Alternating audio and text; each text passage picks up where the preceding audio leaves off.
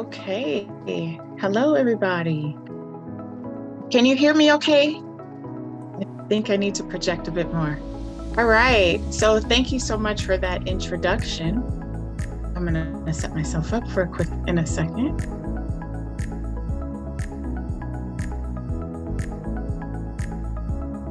All right. So thank you so much. I am here to talk to you, fellow Chiros and beloved guests, about social wellness today. We are going to look at social wellness and see if we have social wellness by first checking in with one of the greatest teachers that exist in this planet, on the earth. That is the tiny human. So let me share with you for 1 second.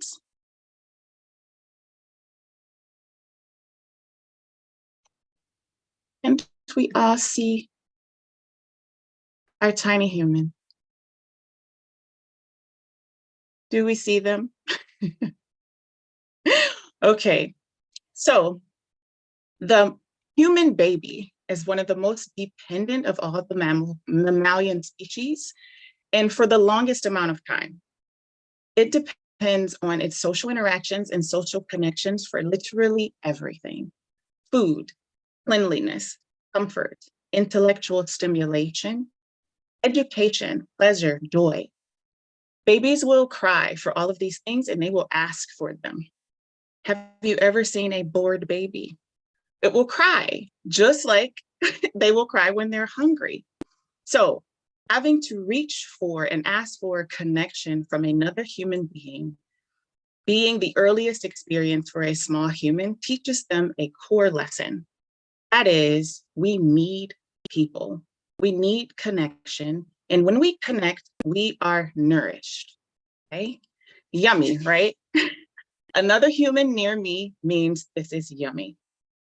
Hearts going out to all of the beautiful tiny humans who did not have that perfect experience. I recognize that I am talking about the ideal experience, okay? So for those that have had the ideal experience, they have learned that connecting to other people means that they are nourished and fed. So let's go to not so tiny humans anymore, which is us. Some of us have beautiful social connections and social networks.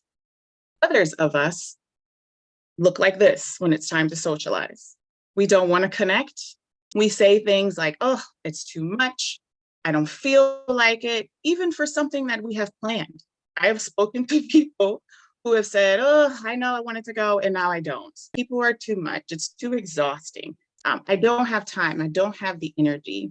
My favorite was a quote I saw on social media that said, oh, it's too peoply outside for me. No, thank you. So how do we move from this to this? Let's look at a couple differences between the tiny humans and our present day selves. One major difference is, okay, let's just be real. We have limited resources: time, energy, sometimes money, any of the things, okay? Attention span. As adults, we have more responsibilities. So tiny humans, we can't really compete with them. So when it comes to social interaction, we have to be very particular, very choosy to see what is actually worth our time. And that's really important. The second difference is, as adults, we are no longer being fed, okay? All of the interaction and stimulation is not being brought to us, but we have to actually feed ourselves. We have to go get it. We have to initiate connection, and we have to sustain and maintain connection and relationship. The third difference, which is my favorite, is that we no longer need those social interactions as much as we did when we were tiny. Oh, wait, I'm sorry. That is completely not true. But our behavior sometimes, our priority list, say that there's a part of us that believe this. When we are dodging and moving away from social interaction, there's a part of us that is saying, it's not as important as it used to be, but that is not true. So if we are in that space where it's not feeling important, then our social wellness score may not be very high.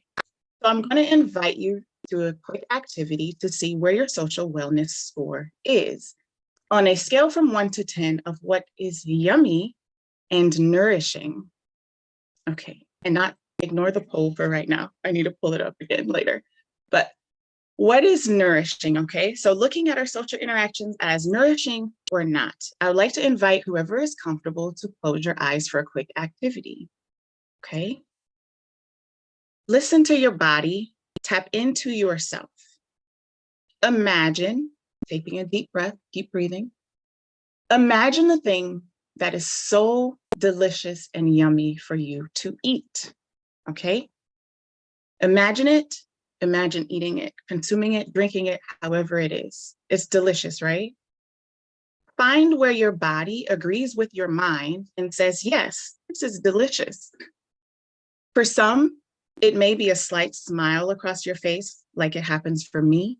It may be an automatic reaction to nod your head yes. Some people may feel warm in their bellies or their hearts, but our bodies will tell us yes or no. So thinking about that yummy thing, find the yes in your body, okay? Keeping your eyes closed, think about something that is the most unappetizing thing you can imagine putting in your mouth, okay? Imagine consuming this thing. Where in your body does it agree with your mind in saying, no, thank you, absolutely not? For some, your face may automatically scrunch, your nose, your lips may curl. Some people may grab their belly out of reflex. Someone may turn away, shake their head no out of reflex. I'd like you to keep those two in mind. And if you are closing your eyes, please keep them closed for just a few more seconds. I'd like you to imagine your social interactions, the most recent ones, those that are coming up, and ask yourself, do they feel yummy? Ask your body, not your mind. Is it yummy? Am I going to find intellectual stimulation? All the other areas of wellness. Am I going to feel excited, pleasure, joy?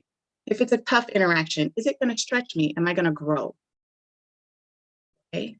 And based on how you feel in your body, when you check in to see if your social interaction is yummy or not, then I would like you to use the poll and give yourself a score from 1 to 10 for how nourishing your social wellness is right now.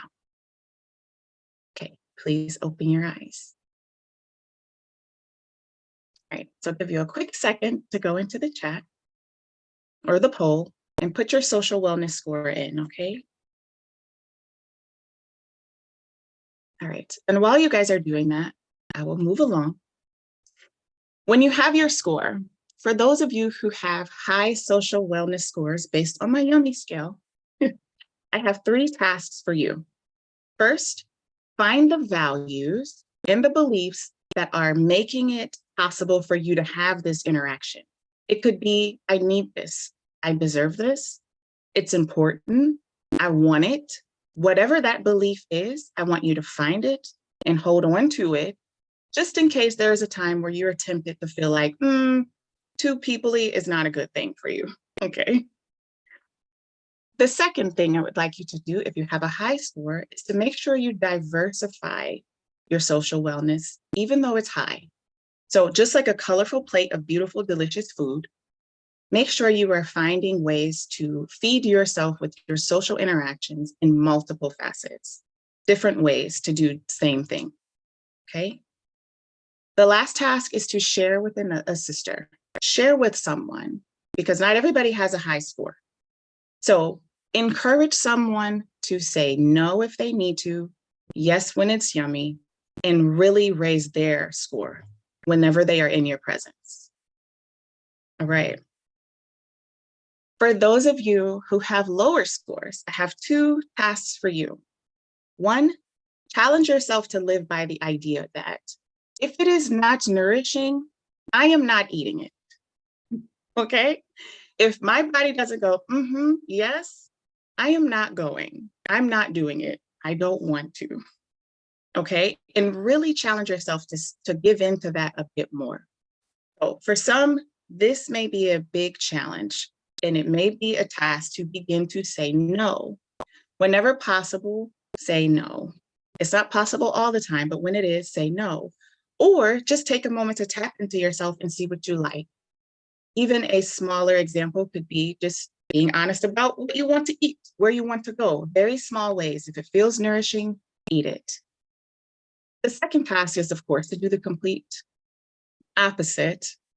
The second task is, if it is nourishing and it's not close to you, to go out and get it. Challenge yourself to find nourishing food items. Feed yourself. Social interactions that make you feel good, stretch you, they bring you pleasure, okay? For some, again, that may be a hard task. That may require some reconciliation in relationships. That may require reaching out and getting out of your comfort zone. But you deserve to be fed and nourished. So the task is to go out and get it if it's not close to you and you desire it. Lastly, for those of us who may not have been able to find a number, okay, this is a time or a sign that the social interaction and relationship that you need to invest in the most right now is the one you have with yourself. Tapping into yourself, learning yourself, listening to yourself, and actually practicing that will help you begin to hone your ears and tune your ears to your body saying yes or no. Okay? Now, I know those tasks may not be very easy, so they're very easier said than done.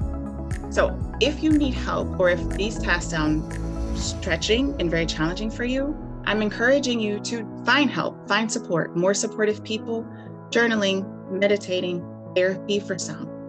Anything that helps you move towards living in a space where you are allowed to be the center and you can decide to choose what's nourishing for you and what is not. Thank you.